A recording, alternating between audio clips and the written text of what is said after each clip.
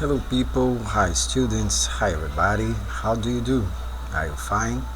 I hope so. Olá pessoal, hoje, como eu falei na aula anterior, vou reforçar o conteúdo sobre os Object Pronouns, ok? Então acompanhem cuidadosamente a leitura comigo e let's go!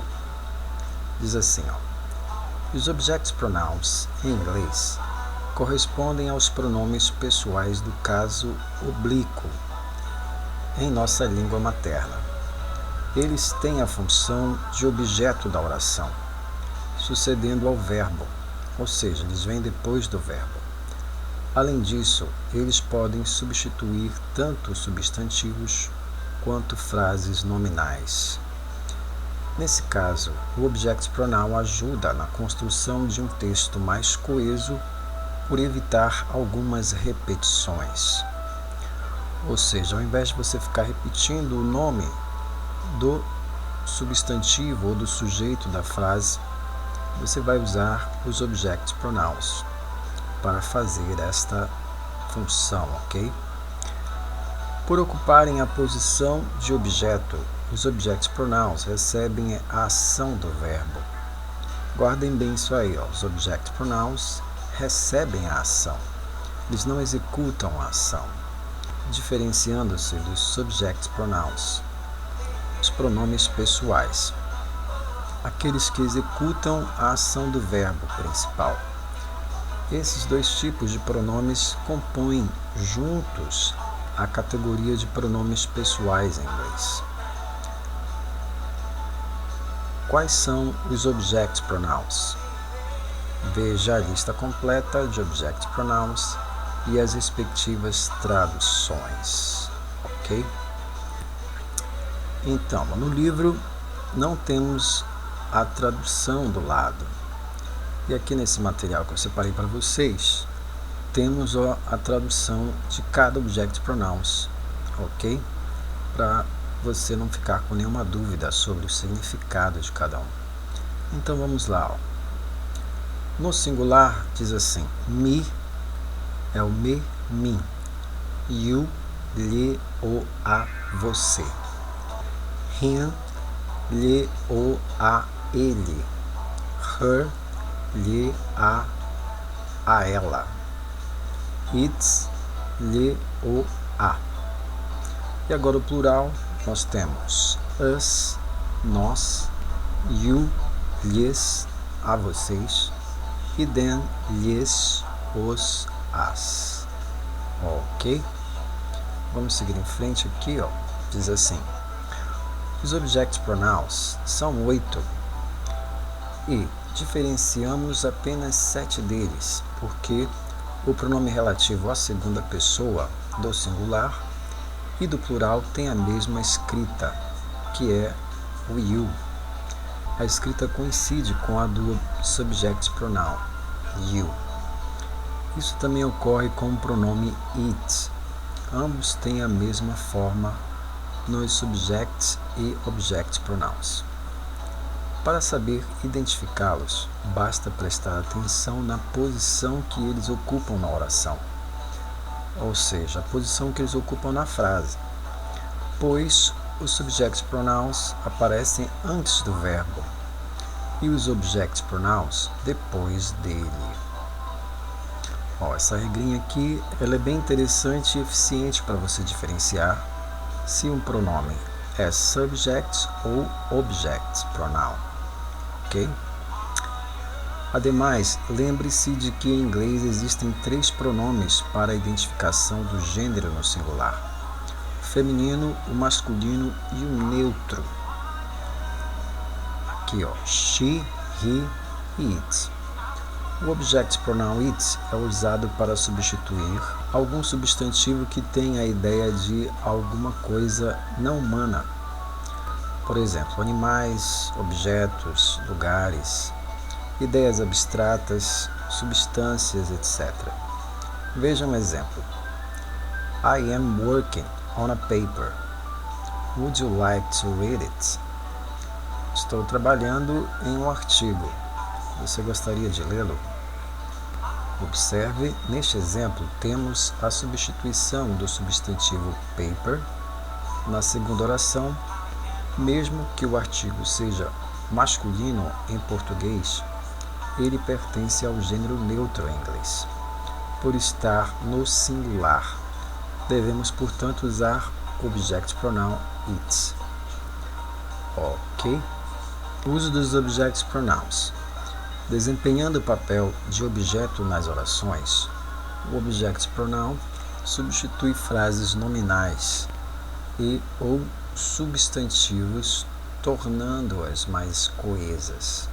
Na língua portuguesa, os object pronouns correspondem aos pronomes pessoais do caso oblíquo. Eles sempre seguem o verbo principal da oração, mesmo que na tradução para o português a posição possa mudar.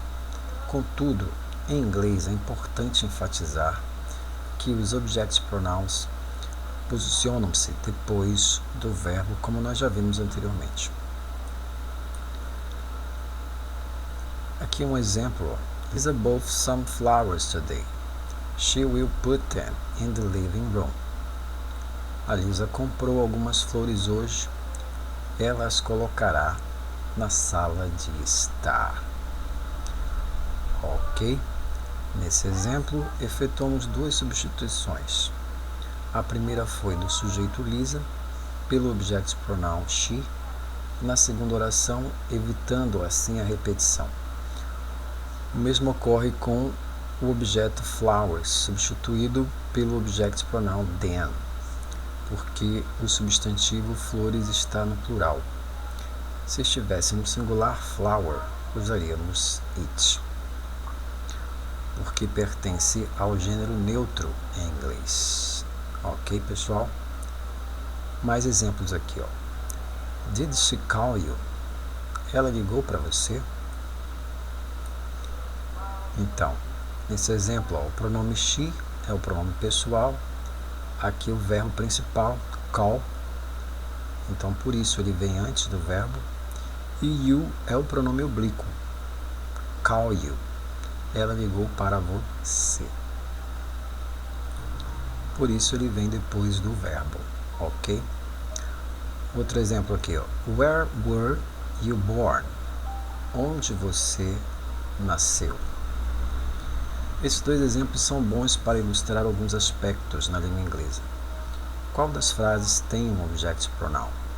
A frase no exemplo 2 you, porque está proposto ao verbo e tem papel de objeto, pois quem liga para alguém.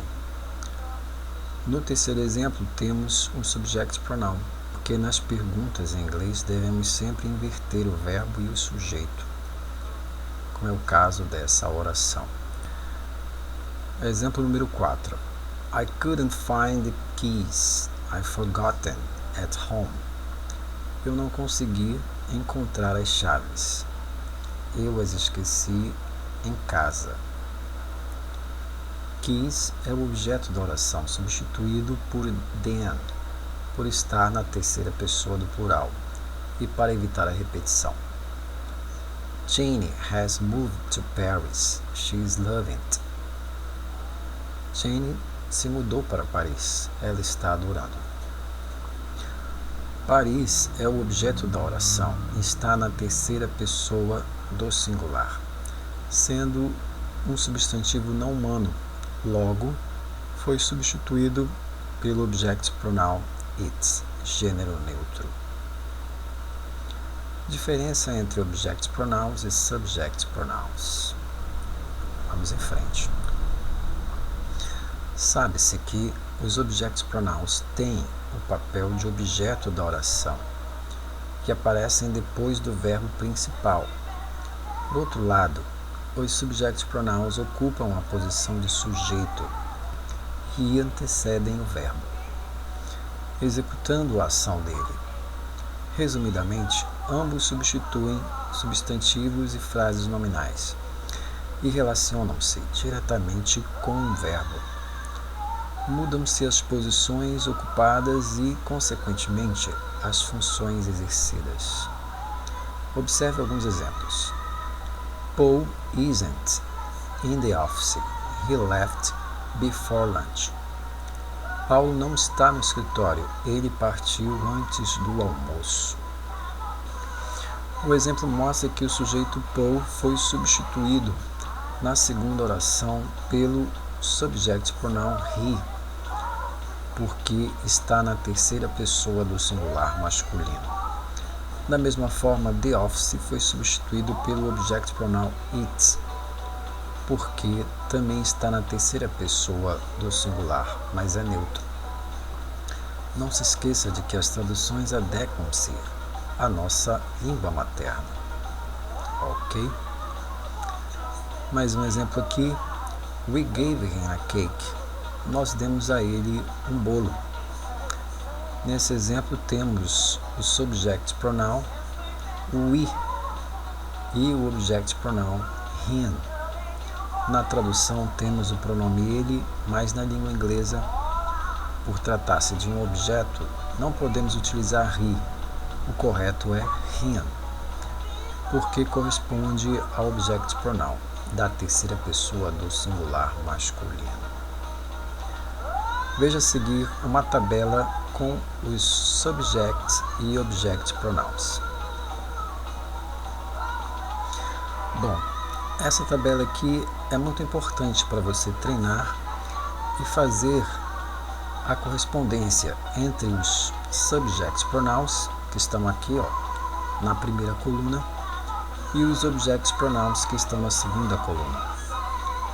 Então, treinem essa relação de object pronoun, que está aqui, com o subject pronoun, ou seja, a relação entre o pronome pessoal e o pronome oblíquo, ok?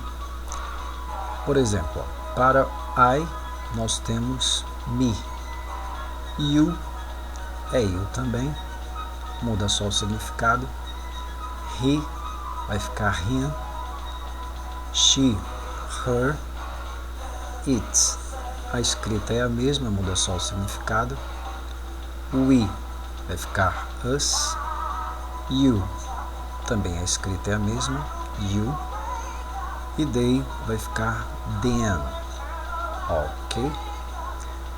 E aqui, algumas questõezinhas para a gente ver como é que fica na prática isso. Diz assim, questão número 1, no trecho do segundo parágrafo, a building's fire risk also increases the further it is from its owner's residence. O termo em destaque it refere-se a... Então, o que ele está pedindo aqui nessa questão? Ele quer saber o termo em destaque it, que é esse aqui, refere-se a qual palavra?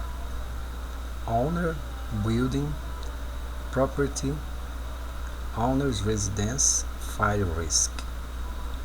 Então, está aqui a resolução, alternativa B, pois it está substituindo o substantivo building, que é uma coisa, mas trata-se de um subject pronoun, ou seja, a building's fire risk, o risco de incêndio em um edifício. Então, o it aqui está substituindo o building, ok? Vamos para a próxima questão. Diz assim, Slavery continues today and harms people in every country in the world. The likelet words can be substituted for. Aí você tem aqui as letras A, them, B, theirs, C, their e D, they. A resolução alternativa A, porque as palavras em destaque ocupam a posição de objeto na oração e estão na terceira pessoa do plural. Ok? Então está aí o material sobre o conteúdo dos object pronouns, pronomes do caso oblíquo. Ok? Estudem bem, revejam esse assunto, copiem tudo, principalmente a tabela de relação entre os pronomes pessoais e os pronomes oblíquos, ok? Por enquanto é só. See you later.